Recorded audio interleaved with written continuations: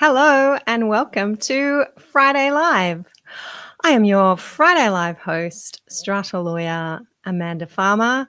It's Friday. We are live on the Your Strata Property Facebook page. We're also heading out to LinkedIn, also out to our friends on YouTube. How has your week in Strata been this week? That's what we're here to catch up on. I got a jam-packed program for your Friday Live today. It's good to be back here, back in the home office / home studio at my desk, getting some real live, proper Strata lawyering done this week. That's what I've been up to, getting on top of some client work. I feel caught up. I feel like I have met a few deadlines and met a few promises that I've made. That's always good to feel that way on a Friday. I'm about to go into a few busy weeks of tribunal deadlines and timetables, evidence to be served. Looking forward to all of that. I know that many of you are going through that tribunal process at the moment. There's lots of chat in our Members QandA Forum about tribunal practice and procedure. So it's always good to be doing that together and sharing our experiences as our members are doing so well in our forum. Lots to talk about today. I have for you a recent, a couple of weeks old media story from Queensland, which I thought was interesting when it came to my attention, touches on something that we've been talking about here recently on live. I had an email in my inbox this week from New South Wales Fair Trading seeking some feedback about a particular part of their process. Wondering if any of you got that email as well. Let's have a talk about that. I've got a new online training to invite our Strata managers to. And yes, we are going to demystify proxies. I want to talk a little bit about the process for appointing proxies to vote on your behalf at a general meeting. Some discussion about that in our member forum, and that was heating up over there and some great questions being asked by our members. I thought I'd bring it over here too, to live, and see what your thoughts are. And if you've got any questions about proxies, filling in proxy forms, how they work, what they are, how we do it, how we get it right, how we're getting it wrong, feel free to let me know. I'd love to take your questions on Strata proxies. Now, we've got a few eyes coming in live today. If you want to pop in and say hello to me if you're here live, I love to see your hellos. Feel free to give me a wave if you're catching the replay, as I know so many of you do. Let me know that you're here. I always come back around and check out those comments. So we've got a pretty ambitious agenda to cover here today. Let's jump into that media story. I read this one. I think my team might have brought this one to my attention when it first came out. And then I had a Strata manager, you know who you are if you're tuning in, who also popped it into my inbox and said, Amanda, I think you might be interested in this particular story, this particular case. Sounds like it's up your alley. I'm going to share it here with you on the screen. It came through via realestate.com. Body Corp cops 312 nuisance email barrage from owner. This one coming to us from Queensland. A unit owner has been accused of sending an excessive amount of threatening and insulting emails. And once being accused of that behaviour, has been ordered by the Queensland Body Corporate and Community Management Commissioner, ordered to submit correspondence no longer than 1,000 words, pursuant to, as you'll find out, a communications bylaw. So this article goes into a little bit more detail about that. The first thing I want to say here is that the article says it's a decision published by the Queensland Body Corporate and Community Management Committee. Not the case. Queensland Body Corporate and Community Management Commissioner. Essentially, this is an order of an adjudicator in Queensland. That's the system that they have in Queensland. They do still have adjudicators, sadly, for New South Wales. We don't have adjudicators anymore. This is a published case. It's actually a real case, has been published with reasons. And if you're interested in the decision, having read this article, we do have a link to the full decision for you. It's not too long. I've got it here on my desk, having had a look at it this afternoon. The decision was about this luxurious Royal Pines at Benowa, Queenslanders, let me know, on the Gold Coast. In December 2022, Lot 10 allegedly sent a staggering 312 emails to the body corporate manager between December 22 and December 24. Staggering 312 emails from one lot owner in 2 years? I don't know. Is it that staggering? Strata managers, you let me know. I think some of you will say, I got more than that from one lot owner in particular over a 2-year period. The body corporate alleged there'd been an increase in the frequency of emails in late 2024. Emails from the respondent to the manager have become more prevalent. For example, with 25 emails received in a 4-day period in December 2024, 13 emails in a 12-day period. That doesn't include emails sent separately to individual committee members. So the body corporate alleged that this owner was acting in contravention of their communications bylaw. Bylaw 23 regulates communications. This is why I wanted to alert you guys to this case, because it was about a month ago now we were talking about communications bylaws, and specifically a case coming out of our New South Wales Tribunal, where the New South Wales Tribunal had found a communications bylaw itself to be invalid. So this Queensland case was not challenging the validity of the bylaw 23 regulating communications. It was an enforcement of that bylaw against the lot owner who was said to be breaching it. But interesting that this is the second reported decision that I'm aware of in Queensland that has talked about, that has involved a communications bylaw, a breach of that communications bylaw, and the adjudicators up there don't seem to have a problem. With these kinds of bylaws. You can grab a copy of the case, and I'll just ask the team to post that into the comments here now. Grab a copy of the case and have a look at the terms of the communications bylaw. Pretty straightforward. Talks about what types of communications are not acceptable and what the committee and the body corporate manager can do about those communications if they do not comply with the requirements of that bylaw. So apparently this lot owner didn't comply with bylaw 23 regulating communications. They were unreasonable. They were discourteous, disrespectful in their communications. The sheer volume of the correspondence, the content of the communications includes accusations. It's condescending. There's demanding statements, unreasonable requests, and the communications question the committee's integrity. Now, if you read through the case, you'll see that another criticism of the lot owner who was writing the emails was that the lot owner was making statements in all caps, very demanding statements using all caps. Just tip owners, if you're writing to your strata manager, probably don't use all caps. Not a good look in the eyes of the tribunal. I mean, when we do that, of course, it comes across as shouting, threatening, abusing. It has a particular tone. So let's not do that when we're sending emails to our strata manager. Here's this luxurious Royal Pines. On the actual day of the hearing, apparently the lot owner, the committee had received 22 emails from the lot owner in one night. So it sounds like that was the night before. Submissions were received from other owners. In the reasons for decision, it was noted that the committee had previously attempted to resolve this issue of communication, and despite that, the lot owner continued with their poor behaviour.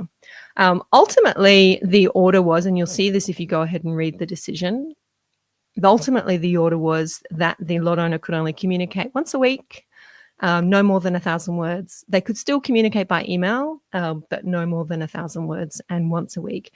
The committee did try to seek an order that the owner only communicate by post, which was the order in another rather famous Queensland decision, the Tank Tower case, only communicate by post. But the adjudicator in this case found that that wasn't appropriate. The owner could still communicate by email, but only once a week and only up to 1,000 words in that email. So check that one out. Team, I'll just direct you to keep on posting those links. There is a link there in the sheet to the Archer Hill case. You'll see that, and we'll get that here into the comments. Team has also posted in here the chat, my previous chat about a month ago when we were talking about communications bylaws here on live. We're giving you the YouTube link to, if you want to go back and check that one out, if this is a topic that you're hearing about for the first time, how communications bylaws work, what they are. You've heard me say that in New South Wales, there was a recent tribunal decision that invalidated a communications bylaw. So if you've got one of those on your books, you want to go and have a listen to my past Friday live session on communications bylaws. Facebook no longer keeps copies of these live recordings. So these recordings stay up for about 2 or 3 weeks on the Facebook page. And then Facebook has a new rule where they ditch them. So you can only go back 1 or 2 Friday lives here on the page.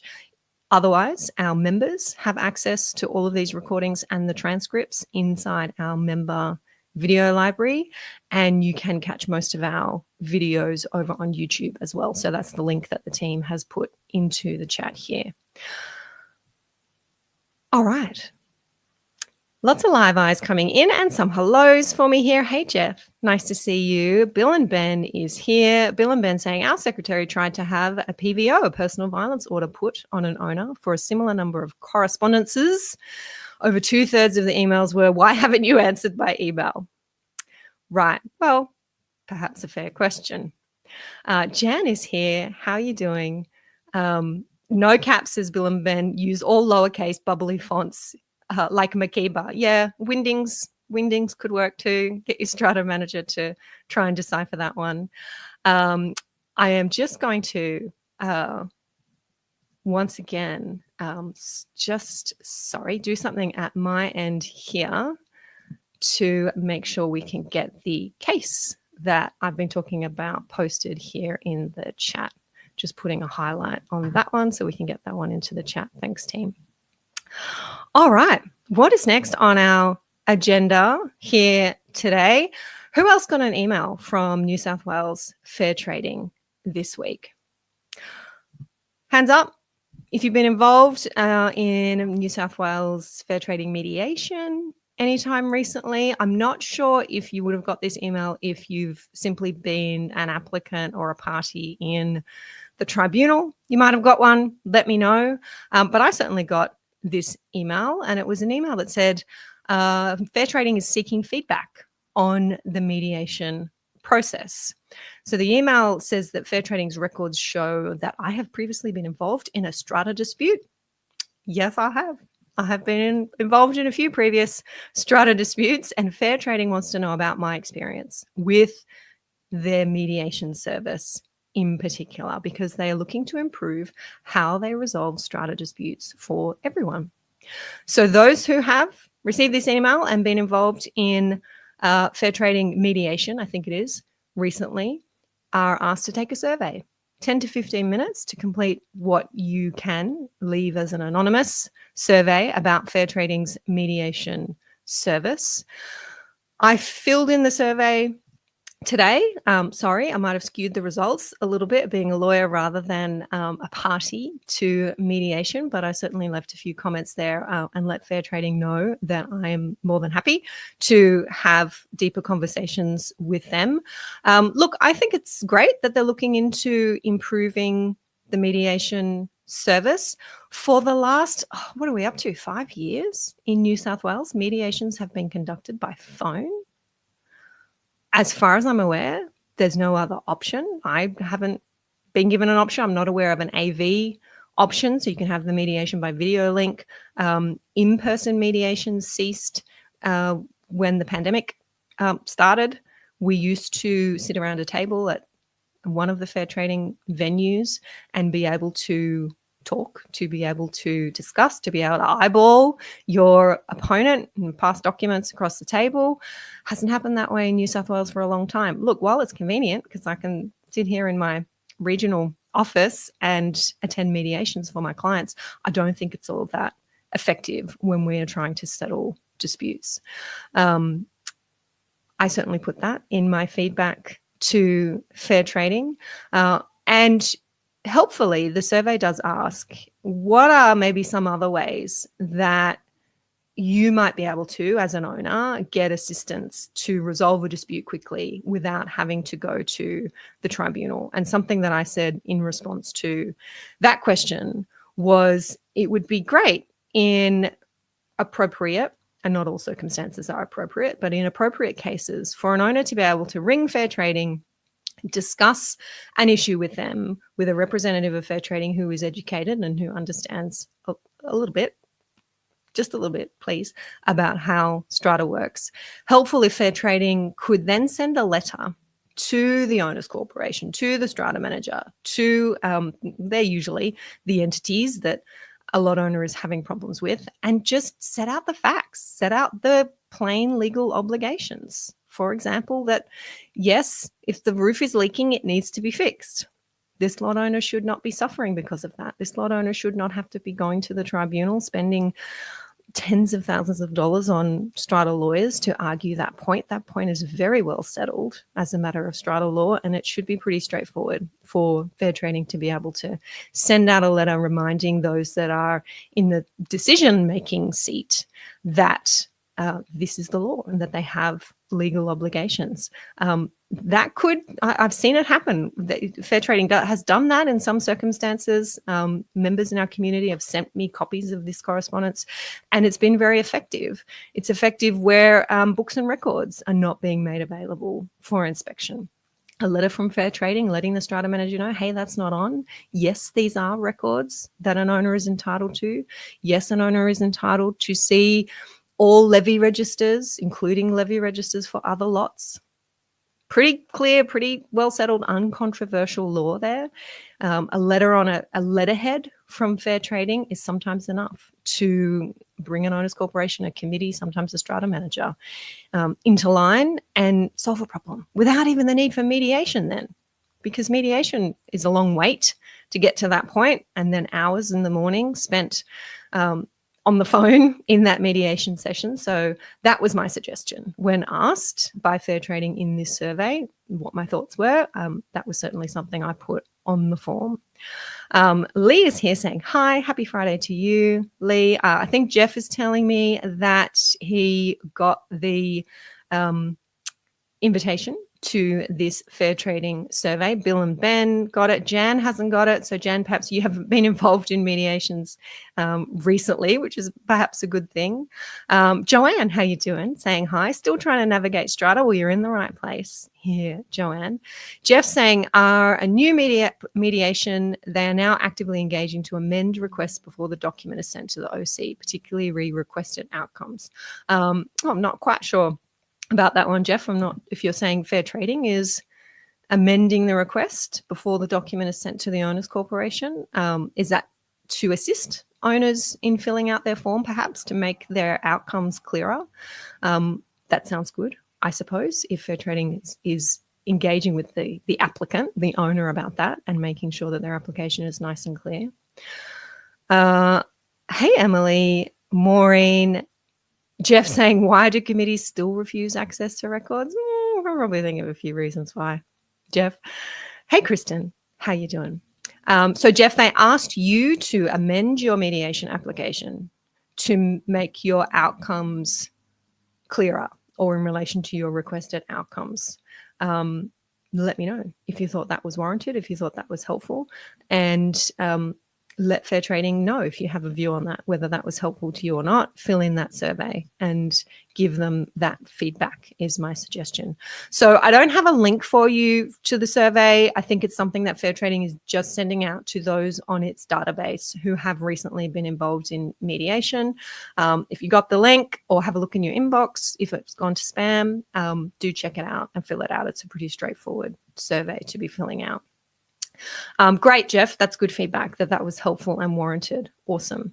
Fair Trading's doing quite a few things, helpful things at the moment. I think they've got more staff. We've got a new Strata commissioner in place. They're doing a lot of consultation, being a lot more public about the work that they are doing to help those in Strata. We're going to see a lot of change coming up and lots to talk about. here on live. So keep it coming, Fair Trading. We like it. We like it. Now it is time for me to share an important invitation with you, especially if you are a Strata manager or if you are working closely with a Strata manager. I think maybe that covers most, if not all of us who tune in on this channel. We're all working pretty closely with our Strata manager. We have a Strata manager, most of us, I'd like to think. I sent an email out earlier this week, and that email had an invitation in it, inviting our Strata managers to sign up to something. Now, in reply to that email, Strata manager Daryl said this: I stopped everything to sign up to this when it came through. Looking forward to it. That was Daryl's post on LinkedIn. Now, what was it? What was this invitation? Well, I posted the full email here on the Facebook page yesterday, I think it was, so you can check it out further down the page here. But in summary, the email was acknowledging that our Strata managers are working longer hours than ever, but still feeling like they're falling behind. Their inboxes are terrifying, and not just from owners who are breaching communication bylaws, sending 312 emails in the space of a couple of years, just general everyday emails. They never stop coming in. And just when you, Strata managers, think that you are on top of things, another Strata law reform lands on your desk, something else that you are suddenly expected to know and to implement yesterday. Does that sound familiar? You are not alone. Across the country, our Strata managers are burning out. But the pressure to do it all means that even the best Strata managers are actually creating more work for themselves without even realizing it. Because here's the truth. It's not about working harder or even faster. I say it is about recognizing the hidden mistakes that waste your time, and it's about resetting your boundaries with confidence. And once you can see what these mistakes are, you are never going to look at your role as a Strata manager the same way again. So that's why I created my new free online training. It's called From Burnout to Boundaries, 3 counterintuitive ways to reclaim your time as a Strata manager. So this is happening live on Thursday, the 4th of September from midday Sydney time. We will wrap it up by 1:30 p.m. It is online via Zoom webinar. I'm going to reveal the 3 mistakes that even the best Strata managers are unintentionally making with their time and how you can stop falling into the same traps.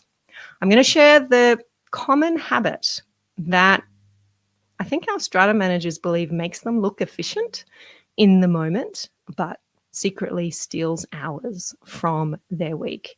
I'm going to talk about the hidden cost of saying yes at the wrong time and to the wrong people, and why most managers only realize this when it's too late and they're in pain, and how you are unintentionally conditioning your clients to undervalue your time, keeping you stuck on the hamster wheel, and how you can break free of that. So it's not a productivity hacks webinar. We've had enough of that. I'm going to be sharing the legal, structural, and strategic boundary resets from my perspective as a Strata lawyer, as a business owner, as someone who is sitting on Strata committees myself. I know exactly where managers are going wrong and how you can shift from overwhelmed to in control. It is completely free, but you do need to register to secure your place. You want to do that over at yourstrataproperty.com.au/webinar. There is also a link to this one that is popping into the comments here now. If you are not a Strata manager, as I know a number of you here tuning in now from the names that I can see in the comments, if you're not a Strata manager, but you know one who needs to hear this, please forward that link to them. I guarantee you they will thank you for it. So that's my big invitation for today. I really hope that as many of you as possible will choose to join me live on Thursday, the 4th of September, for what I know is going to be a bit of an eye-opener, bit of an empowering session for our strata managers. And ultimately, when our strata managers are doing good work, it is only improving the results that they can get and the lives of the owners that they are serving. That is why I'm so passionate about good education for our strata managers, because I see how nicely that ecosystem works. If I'm going to call myself an owner advocate and say that I'm here upholding the rights of owners and making sure our owners can live more peacefully and profitably in strata, then the good solid education of our strata managers needs to be a big part of that as well. All right, yourstrataproperty.com.au/webinar is the place to go to register for that free webinar. Heading back to those comments, Elizabeth is here tuning in saying, I recently attended mediation and it was horrible. Yeah, I've been in a few of those as well. Elizabeth saying, my strata manager charges $300 an hour, more than my lawyer. Is that strata lawyer, Elizabeth? You're on a good deal there. However, can't respond to an email nor comply with the act. That is disappointing. I'm actually going to touch on that. Well, not touch on that. I'm going to get into that in the webinar next week, Elizabeth, about responses to emails and owners. And this is the thing. I sit on both sides of the fence. I'm a CPD trainer for strata managers. I'm a committee member, so in my capacity with an owner hat on, I'm a committee member, and I'm hearing from you guys almost every day about your frustrations with your strata managers. I'm seeing the emails that strata managers are sending you. I'm going to have some snapshots of those to share on the webinar next week, and I can see your frustration. I can feel your frustration. I have the same frustration. So responses to emails and how we're responding to emails as strata managers. Yep. We're going to talk about that in the session next week. Hey, Sean, how you doing? And saying thanks. Hopefully you're registered there for our webinar next week. Patricia saying, if I'm mediating with a committee member that isn't authorized to mediate an outcome, it's not much use. Yes, so true. And that's a good tip or trick from an experienced player there, Patricia, to ask that question before the mediation. Whether it's a lawyer that's turning up for the owners corporation, the strata manager turning up for the owners corporation, or a committee member, in those emails that go back and forth, and those of you involved in New South Wales Fair Trading mediation will be familiar with this, the emails that go back and forth between the mediator or the mediator's office and you, letting you know the mediation date and the time and giving you a heads up on the agreement that you'll be asked to make about confidentiality and things like that. There's a few emails that go back and forth. I suggest to you as an owner, when you find out who is attending for the owners corporation, if you don't know, ask. That's the time to ask. Who is attending for the owners corporation? Ask the question. Does that person have authority to settle this matter at the mediation? Because you're right, Patricia, if they don't, there's not much point. And ask that question at the beginning of the mediation as well. You don't want to get to 2.5 hours, and these mediation sessions are set aside for 3 hours, 2.5 hours, and think you're making progress, only for the mediator to say, okay, I'm ready to document this agreement, and for that person to say, oh, hang on a second, I don't have any authority to agree to anything here today. Complete waste of time. So ask the question. Bill and Ben saying, Rachel Riley's golden rule, do not engage with idiots. Save so much time. I'll look that one up, Bill and Ben, see if I can work that one into the webinar next week.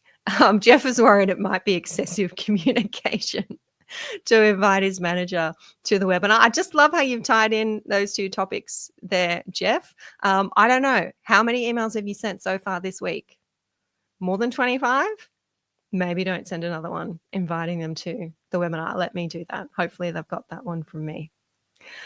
Elizabeth saying, if my strata manager communicated professionally, it would be one piece of correspondence. However, there is a long and complicated trail that makes a simple matter more convoluted. I can only imagine it as they are incentivized to generate fees.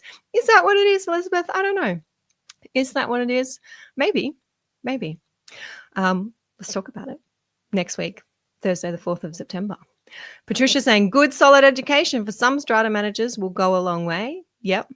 Maureen saying, if they eventually reply, they don't answer the question. Yep. This is an interesting conversation. I wonder, it could be, look, I could be throwing a, what's it called? A hand grenade? could be throwing a hand grenade, but leave it with me. I'll think about whether I will post here on the page sometime within the next few days. What's your single biggest challenge when it comes to communicating with your Strata manager? I wonder how many replies I'll get to that one. That might be some interesting data to collect to share on the webinar next week. What is your single biggest challenge when it comes to communicating with your Strata manager? Because the things you are posting here unprompted, the things you're posting here unprompted in the chat, it's not the first time I'm hearing these things. They reply, but I don't get the answer. I had an email in my inbox this week from a client who was just giving me an update about the new Strata manager that they had engaged with my help a little while ago. And they were saying, Amanda, it all started off wonderfully, but we're now at the stage where we send 3 questions, we get 1 answer, and the other 2 get ignored. We don't get the answer to the question that we asked. We get an email that says, for your instructions, but it doesn't explain to us the foundation, doesn't give us the foundation knowledge that we might need to be able to give those instructions. So it's not giving us advice or any helpful guidance. I'm hearing you. I'm hearing you. You're not the only one saying this. And this is the pattern that I'm recognizing. It's not good for you as owners, and it's not good for our Strata managers as professionals. Elizabeth's saying, no, it's not your Strata lawyer charging $300 an hour and they're worth every cent. Good to know. Okay. Emily's starting off with, Amanda, no disrespect. I'm going to jump in anyway, Emily. No disrespect. They have no integrity. The future, I believe, will have no Strata, and the government will do it all, to be honest, due to the inability to do their jobs and the number of complaints. Do you think the government will do it all? I don't know. I think we might see more owners DIYing it and using tech. Some good tech on the way, using tech to do it. I think that's what Strata managers need to be concerned about if they don't start separating themselves and stepping into that role as a trusted professional advisor. I think the owners and the tech are going to take over.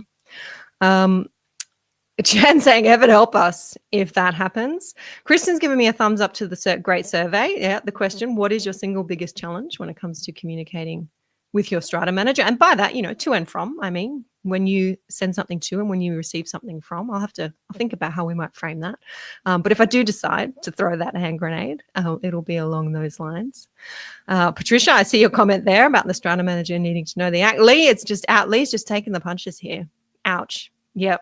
This is, I weren't sure what you were showing up for here today, did you, Lee? Okay. So that's my invitation to our Burnout to Boundaries webinar next Thursday. Link here for those of you, many of you. I was a bit blown away actually when I announced this on Tuesday. Many of you, and mostly Strata managers, have registered for this webinar. Keep it coming. We're going to have fun online next Thursday at midday. Okay, we still have time. We still have time to talk about proxies.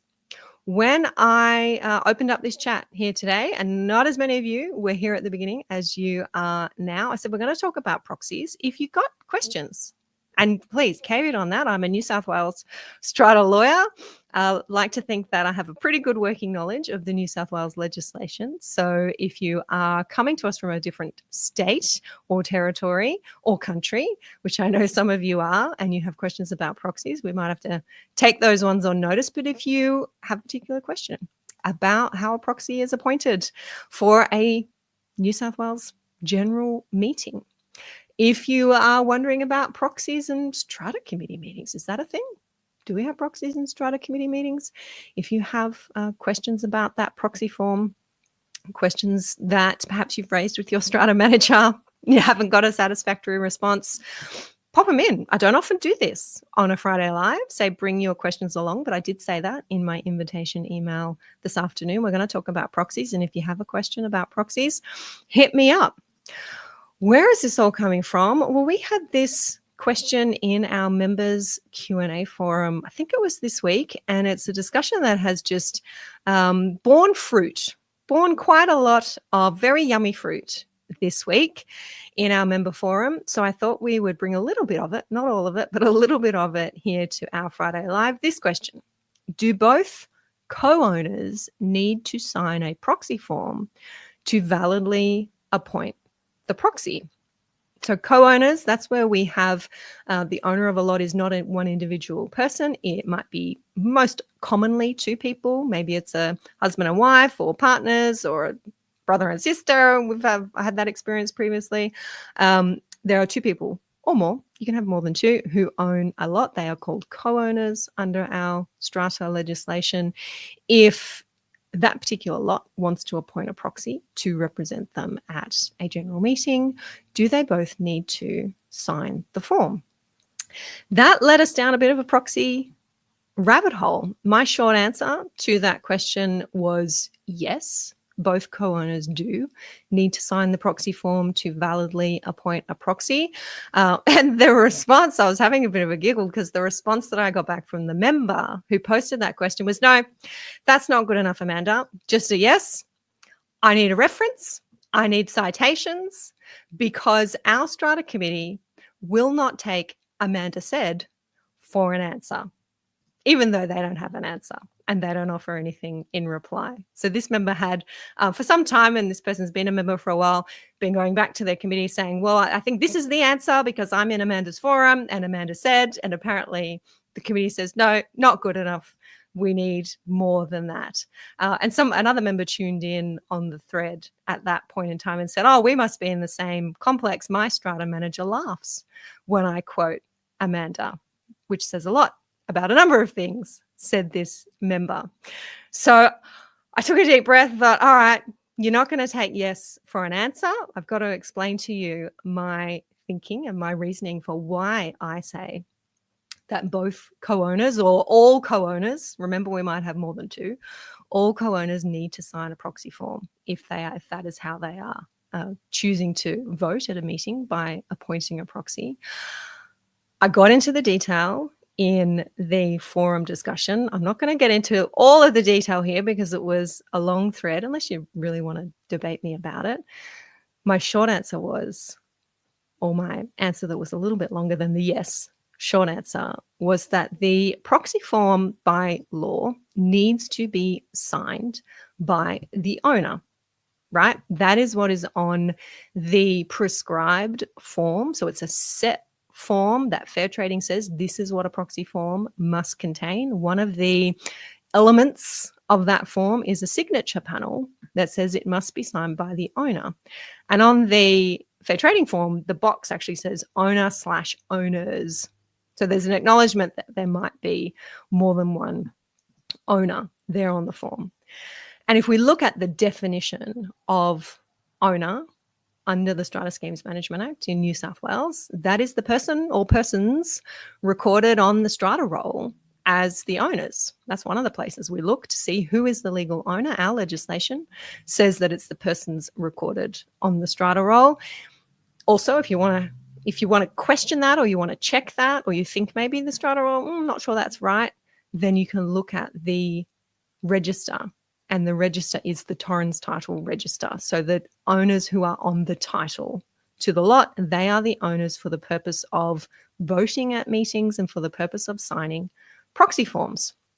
So I don't think anyone's going to debate me that where you have co-owners, only one of them is the owner. I think we're hopefully all on the same page that where we have co-owners, they are the owners and they can't deal with the property separately. We can get into severing joint tenancies and things like that, but just go with me. They can't deal with the property separately. They are the owners, so they both need to be signing the proxy form. And we do have cases to that effect. One of the cases that we discussed in our forum was the Court of Appeal case of 2THOO,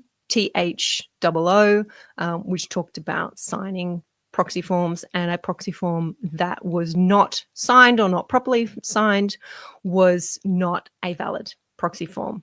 No more a properly filled in proxy form than if the proxy form was missing a name or a date, or not sure about the date, I take that back, but if it was missing a date, definitely a fully and properly completed proxy form needs to be signed by the owner. And in the case of co-owners, that is all of the owners. So that conversation happening in our forum, just heading over here to check the comments there to see if anyone's chiming in with any proxy examples here. Bill and Ben saying +1 for that question. You like that question, Bill and Ben? Okay, Maureen saying, I feel that if an owner is unable to attend a meeting, they should just be able to send how they wish to vote to the Strata manager to then be used at the meeting. I also have a problem with some owners appointing proxies to represent them at an AGM and also nominating them to be on the committee, leading to non-owners, non-residents running the committee and the owners corporation. I hear you, Maureen, and I think it is important in a building that there are residents represented on the committee. So I'm not sure if you're ending up in a situation where you've got a lot of non-owners, non-residents on the committee. I can see how that's difficult. As for owners just being able to essentially send in their vote rather than send a person to vote on their behalf, that's possible if you have pre-meeting electronic voting and a meeting that might be conducted either wholly by pre-meeting electronic voting or partly pre-meeting electronic voting. An owner can just lodge their vote that way and doesn't need to turn up. The problem with a meeting that is partly pre-meeting electronic voting, and then there's still a meeting where people who haven't already voted can cast their votes, is that a motion might be amended at a meeting, which could mean that your pre-meeting vote doesn't count. So you do run that risk.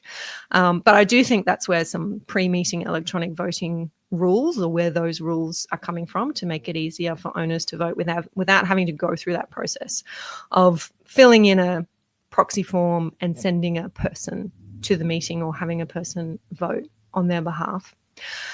Lee is saying, agree, this is what we also tell owners, and also for an entity to be represented by a person, they have to submit the proxy. I love that you've raised that, Lee. I was waiting for somebody to raise that one. It's a question I've been asked a number of times by astute Strata managers who want to make sure that they are accepting valid proxy forms where an owner is a corporation.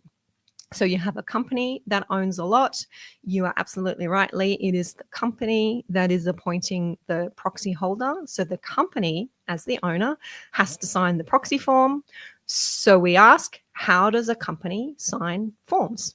And in Australia, we have the Corporations Act, which tells us how companies execute documents.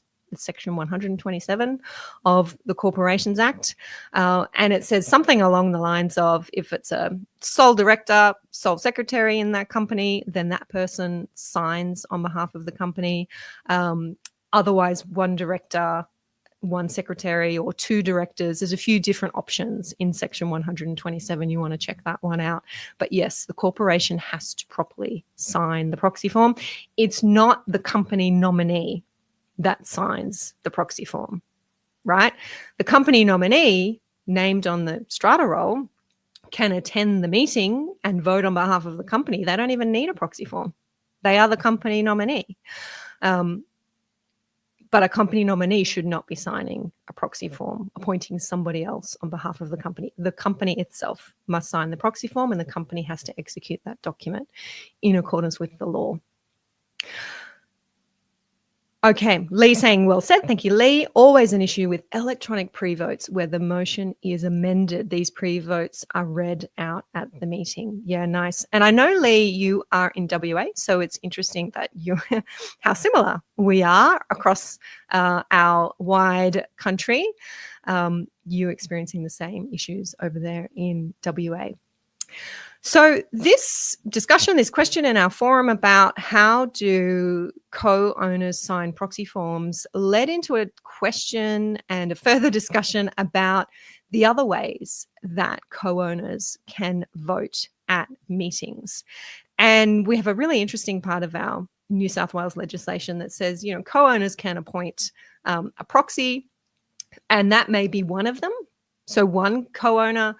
So say that again. So the co-owners may sign a proxy form that is all very formally filled in, appointing one of them to be the proxy holder. That's fine.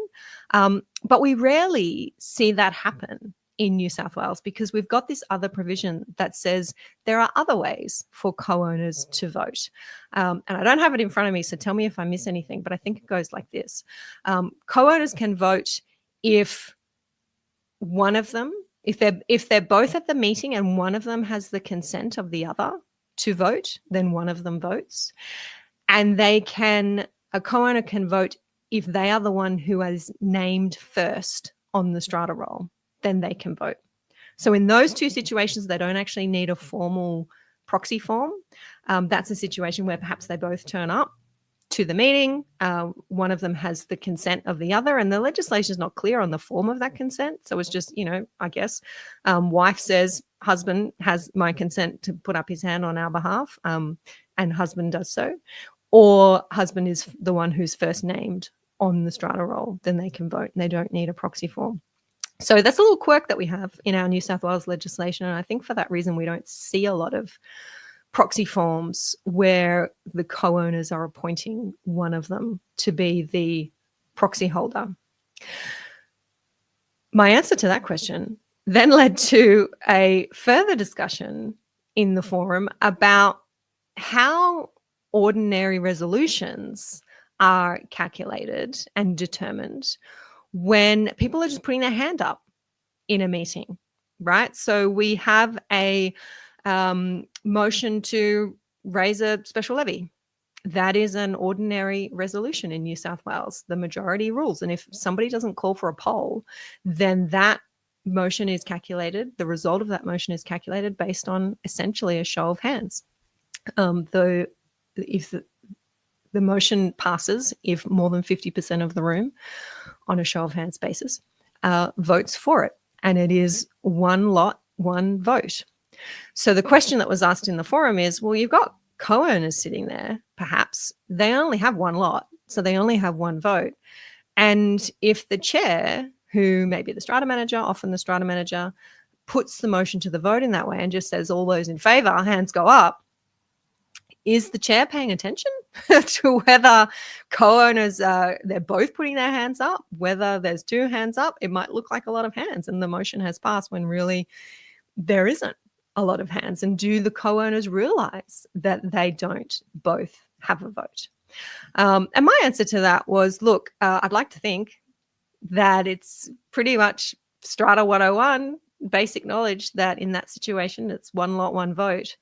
And if you are sitting there as a husband and wife team, or you are partners and you both own the lot, that not both of you are not putting your hands up, but I guess it happens. And I gave the example of meetings that I've attended where often strata managers who are chairing will put a motion like that they know requires an ordinary resolution. And they will say something to the effect of, is anybody voting against this motion? So put it in the negative first. Is anybody voting against this motion? And it might be a motion to approve the minutes of the last meeting. So pretty uncontroversial motion. Is anybody voting against this motion? No hands go up. So everybody is in favor of this motion. Yes, you get a general sort of yes from the floor. Motion passed. I think that's okay. I think that's okay for a chair to say, look, it's pretty clear that the majority of those present and eligible to vote at this meeting are in favour. This motion is passed on an ordinary resolution basis. If the motion requires a special resolution, if we're making a bylaw, for example, then there should be papers. If we've got a room with a lot of people, there should be papers, voting papers that are sent out across the floor for people to fill in so that their vote can be recorded and the unit entitlement determined. How many unit entitlements in favour and how many against? That is something that, in my view, does need to be recorded to determine whether or not a special resolution has been achieved. So we're just talking about ordinary resolutions here when we're talking about a show of hands, and this member in our forum raising the question of how do we really know? Because I've been in meetings where there doesn't seem to be much attention paid to whose hand is up, and maybe that means that the result of our motions has not been accurate. Now, this led to some absolute gold in our forum from one of our forum members. He goes through the forum with his real name, being one of our expert contributors, so I know he won't mind me calling him out. His name is Tim Sara, Strata Manager at Strata Choice, and Tim chimed in to this discussion, and he said this: for anyone chairing meetings regularly, I recommend coloured voting cards that you can write on. As you take attendance at the beginning of the meeting, hand those cards out. A green card signals a financial owner. A yellow card signals a proxy holder. A red card is a proxy holder with restrictions. So that's a proxy holder who can only vote on certain motions, right? Because when you fill in a proxy form, you can say as an owner, I only want my proxy voting on these motions. I do not want them to vote on these other motions. And if co-owners turn up, then of course they are only getting one card. They're going to get one green card, assuming they're financial. That way, the chair doesn't have to remember who the co-owners were, who's not financial, or who is restricted to voting only on certain motions. You can write on the card the number of votes that that particular owner has, because some people will be holding proxies. So they will be able to vote in their own right and also be able to vote on behalf of other lots for the proxies that they hold. And indeed, they may own more than one lot. So if they own more than one lot, then they're going to have more than one vote. You can then count the cards and their numbers, not the hands. How is this the first time that I'm hearing this? Right? What a fantastic idea. Here is somebody who, and I don't know, Tim might tell me it's not his idea. I'm giving him all the credit today. Someone has recognized this question of, oh, hang on, there's a sea of hands there. I don't know. I don't feel comfortable calling the result of this motion, just looking at those hands. And every time we have this vote on each motion, I'm going around and I'm counting, but then you've got two lots and then you're holding proxies, but hang on, your co-owners, put your hand down. Cards, right?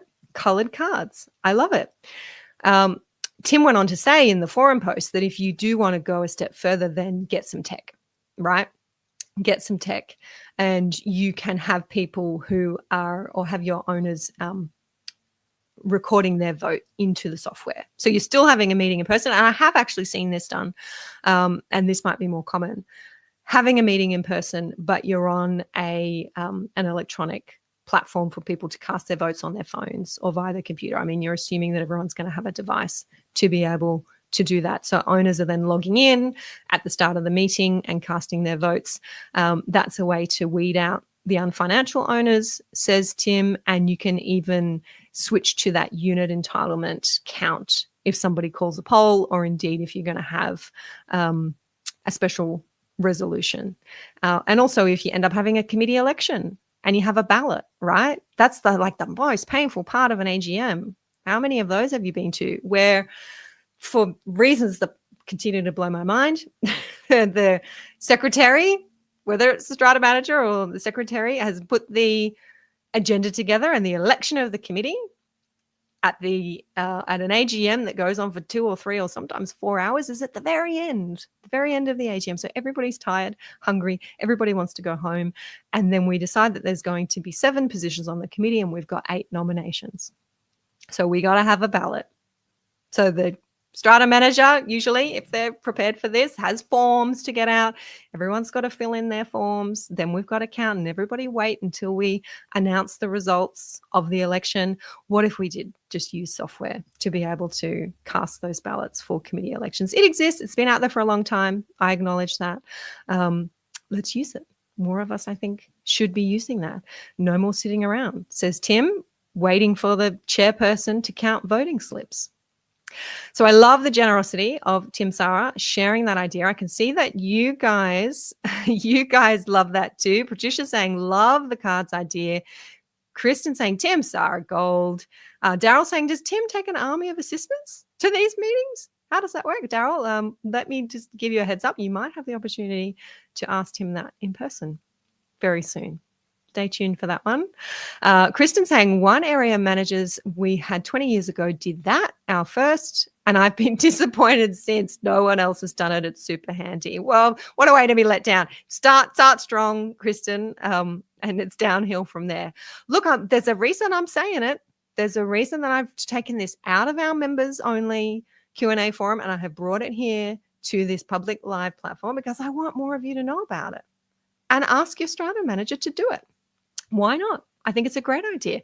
And if your strata manager is anything like others who I can see here today saying, great idea, they're going to jump on board with that one. Bill and Ben saying, nice that you point out the unit entitlement nature of a special resolution motion.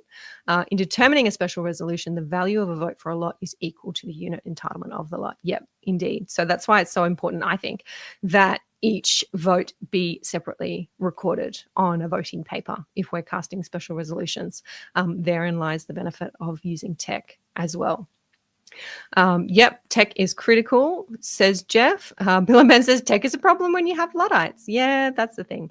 It's going to be a generational shift, I like to think, in Strata, that over the years, more and more of our owners are going to be more and more familiar, more and more comfortable with using tech.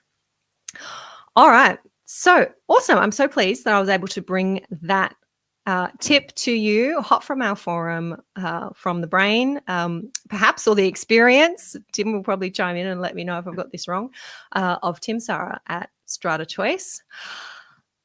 Wow, I did it. It's 4:55. We had a packed agenda and I have made it to before 5 o'clock and we are through it. If you've come in late, and I know many of you have, we've covered a fair bit here today. I took us over to have a look at a Queensland adjudicator's decision about a communications bylaw. You've got the link to both the news article on that one and the link to the published case itself here in the comments. I also talked about the invitation from Fair Trading to those of us who've been involved in mediations recently, an invitation to complete a survey, let them know what you think works about the mediation process and what you think doesn't work. And you've got the opportunity there to leave them your name and contact details if you want to have a deeper conversation about that. And that's something I've certainly offered to Fair Trading. I've got a new online training for our strata managers and those who love them and those who want them to survive and thrive in Strata and to serve as efficiently as possible. New training next Thursday, online webinar, midday on Thursday, the 4th of September. yourstrataproperty.com.au/webinar is the place to go to register for that one. And we talked about proxies, co-owners appointing proxies, correctly filling in proxy forms, how we cast votes at meetings, and how we can run that process more efficiently with some insider tips. Thank you so much for joining me today on our Friday Live. Rug up over the weekend. It's going to be chilly in a few parts of our country. You might even see snow close to where I am. I'll look forward to seeing you all here again soon. Have a fantastic weekend in Strata. Bye for now.